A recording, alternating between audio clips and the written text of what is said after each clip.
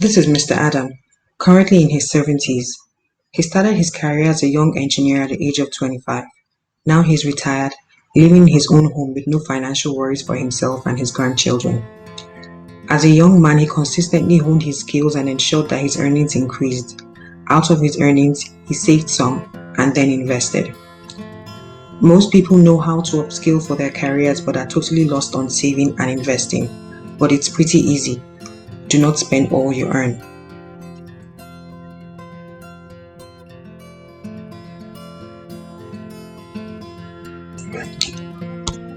There are emergencies and opportunities that you can only be prepared for by having cash. So how do you save? Your approach to saving depends on your personality type, relationship with money, and your outlook to life. Start with 2 bank accounts.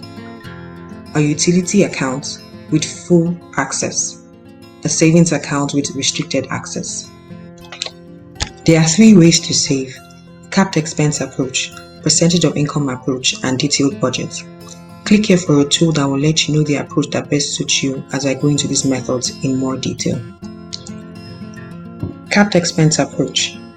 Can't say no to new bags, eating out, new shoes, drinks, and clothes, then this method is for you.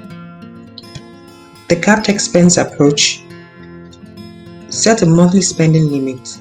Move your allowed spending amount to your utility account.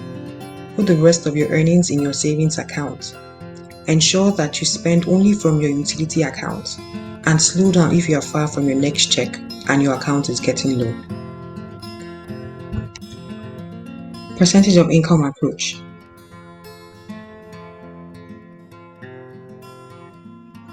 My cash flows are irregular. I don't like restrictions. I don't like money details. Numbers make me cringe. The percentage of income approach. Decide on the percentage of your income to be saved. Move that percentage to your savings account immediately you receive your paycheck and spend the balance freely. Detailed budget approach. I love details. I'm quite meticulous. Give me a plan and I'll stick with it. Not in the budget. Won't touch it. The detailed budget approach. Create a spreadsheet covering all expected expenses, including saving as a line item. If it's not in the budget, you can't spend it. In summary, the capped expense approach works best when you set a realistic cap.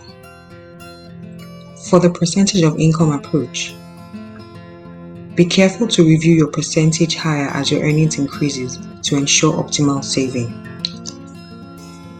Without properly articulating your expenses, the detailed budget will fall through.